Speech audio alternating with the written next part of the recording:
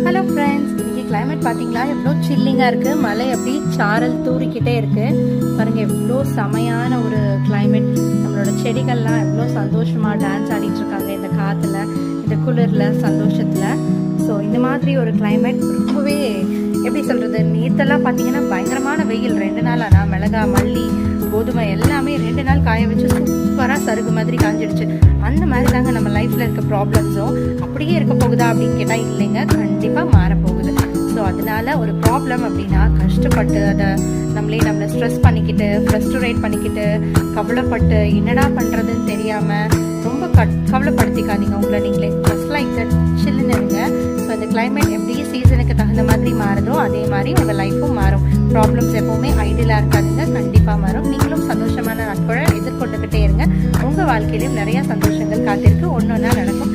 நல்லா இருப்போம், எல்லாரும் நல்லா இருக்கும்.